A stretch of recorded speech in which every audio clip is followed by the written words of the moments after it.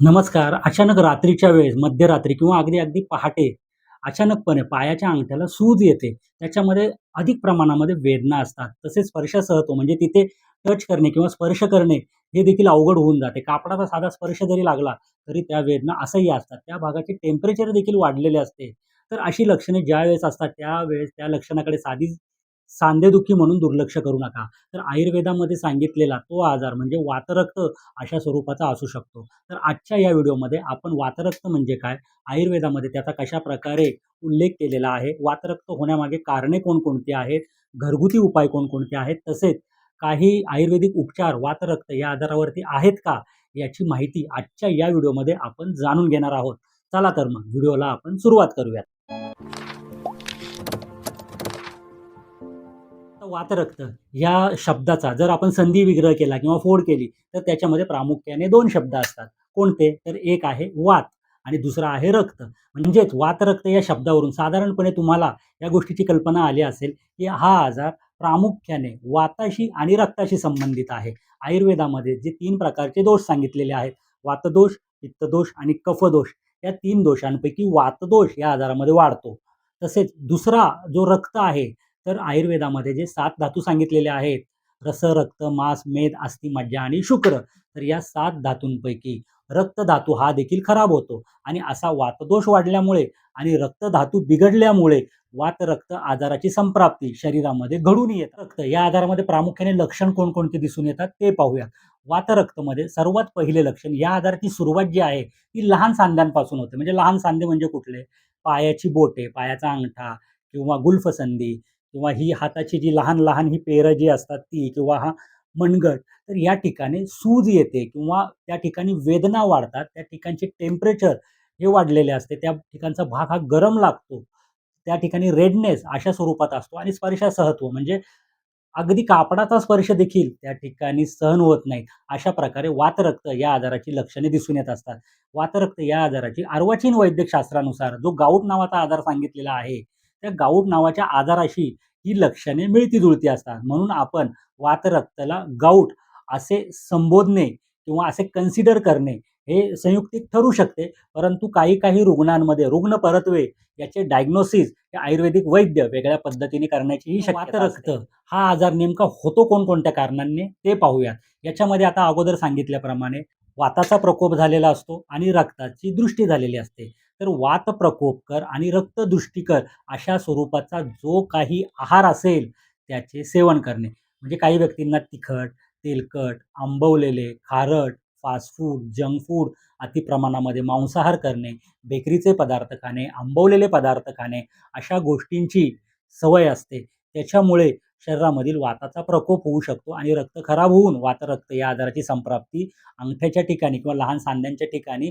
घडून येऊ शकते. तसेच काही व्यक्तींना अतिचिंतन करणे, स्ट्रेस घेणे, टेन्शन्स घेणे ही देखील सवय असते.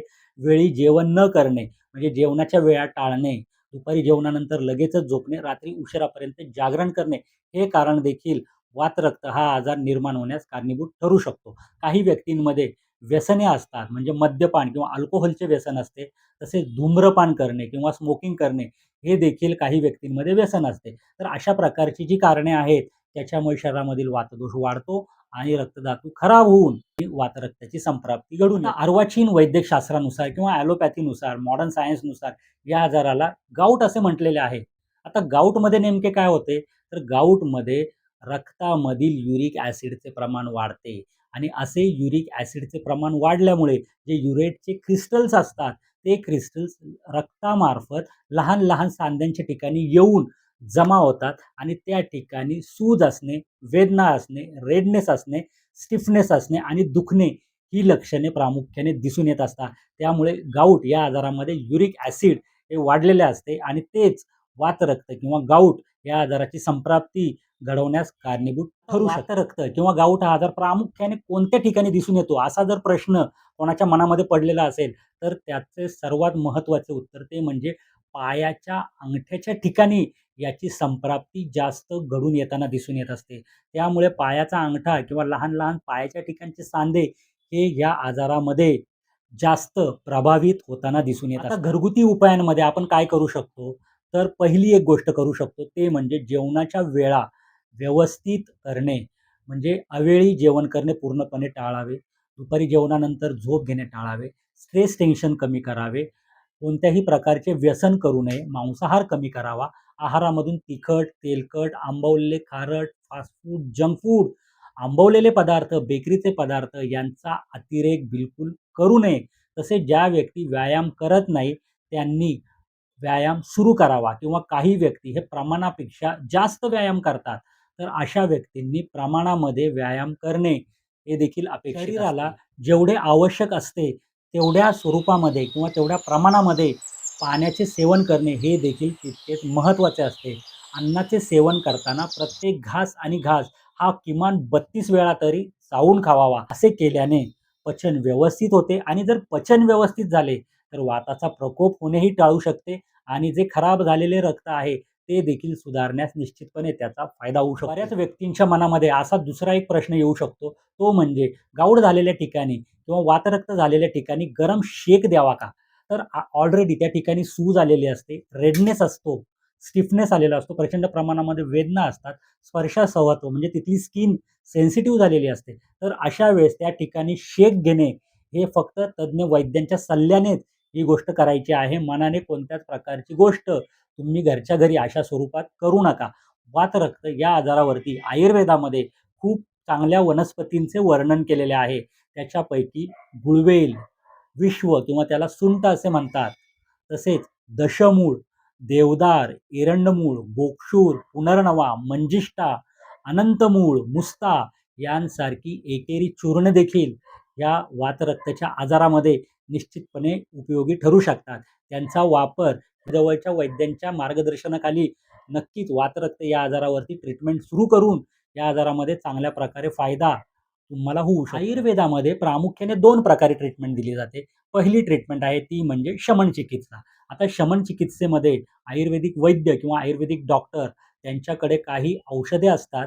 ते तुमचे नाडी, प्रकृती, मलमूत्र, स्वेद, तुमची पास्ट हिस्ट्री इत्यादींचा पूर्णपणे सखोल अभ्यास करून त्यानुसार तुमच्या प्रकृतीला सूट होतील अशा प्रकारे औषधोपचार करतात आणि त्या औषधोपचार केल्यानंतर तुमच्या शरीरामध्ये वाढलेला वात आणि खराब झालेले रक्त हे नॉर्मलला येऊ शकते आणि वातरक्तमध्ये तुम्हाला चांगल्या प्रकारे आराम मिळू शकतो. आणि दुसऱ्या प्रकारची जी ट्रीटमेंट असते त्याला शोधन चिकित्सा म्हणतात. शोधन चिकित्सा it is the procedure of eradication of दोषात फ्रॉम आवर बॉडी. याचा अर्थ काय, की शरीरामध्ये जे वाढलेले हे वात, पित्त, कफ हे जे दोष असतात हे शरीराबाहेर काढून टाकण्याची जी प्रोसिजर असते त्याला आयुर्वेदामध्ये शोधन चिकित्सा म्हणतात. त्याला पंचकर्म असे देखील म्हणतात. तर पंचकर्ममधील बस्ती उपचार हा खूप महत्त्वाचा अशा स्वरूपाचा उपचार वातरक्तावरती केला जातो. तर बस्ती उपचाराने वातरक्ताच्या रुग्णाला खूप चांगल्या प्रकारे फायदा होऊ शकतो.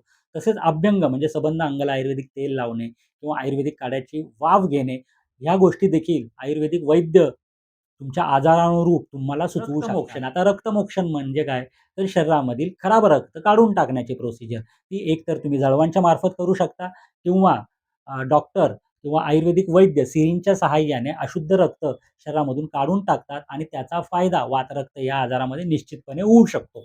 तर ह्या ज्या काही प्रोसिजर्स आहेत त्या जवळच्या आयुर्वेदिक वैद्यांच्या दवाखान्यामध्ये जाऊन त्यांच्याकडून जर तुम्ही करून घेतलात तर त्याचा निश्चितपणे तुम्हाला फायदा होऊ शकतो. किंवा गाऊट या आजारामध्ये प्रामुख्याने कोणकोणत्या तपासण्या करणे गरजेचे असते ते देखील पाहणे गरजेचे आहे. त्याच्यासाठी पहिली आपल्याला तपासणी करायची आहे ती म्हणजे युरिक ॲसिड हे रक्तामधून तपासून घ्यावे. तसेच हिमोग्राम आणि ESR याची तपासणी करावी.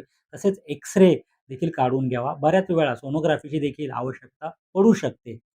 जॉइंट फ्लुइड एक्झामिनेशन अशा स्वरूपाची तपासणी देखील करून घेतल्यास त्याचे डायग्नोसिस करण्यासाठी खूप चांगल्या प्रकारे या गोष्टीचा फायदा पायाच्या किंवा हाताच्या सांध्यांमध्ये अचानकपणे सूज येणे, अचानकपणे त्या ठिकाणी वेदना होणे, तिथला स्पर्श असह्य होणे, रेडनेस असणे, त्या ठिकाणचं टेम्परेचर वाढणे अशा स्वरूपाची जर लक्षणे तुमच्यामध्ये दिसून येत असतील तर त्या आजाराबाबतीत अजिबात हायगय करू नका.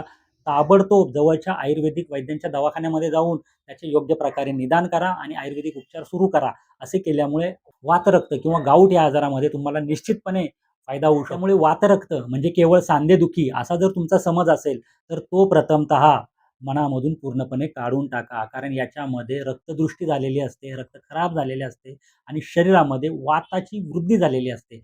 या 2 गोष्टी आयुर्वेदिक वैद्य नॉर्मलला आणू शकतात. त्यामुळे बिलकुल अशा आजाराला हलक्यामध्ये घेऊ नये. हा व्हिडिओ जर तुम्हाला आवडला असेल, तर या व्हिडिओला नक्की लाईक करा आणि आपले चॅनल लाईक, शेअर आणि सबस्क्राईब करण्यास विसरू नका. आणि तुम्हाला किंवा तुमच्यापैकी जर कोणालाही वातरक्त किंवा गाऊट या आजारावरती ट्रीटमेंट किंवा आयुर्वेदिक उपचार घ्यावायचे असेल, तर डिस्क्रिप्शन बॉक्समध्ये आपला दूरध्वनी क्रमांक आणि क्लिनिकचा ॲड्रेस देखील दिलेला आहे. कृपया त्या मोबाईल नंबरवरती संपर्क साधून आजच आपली अपॉइंटमेंट बुक करा.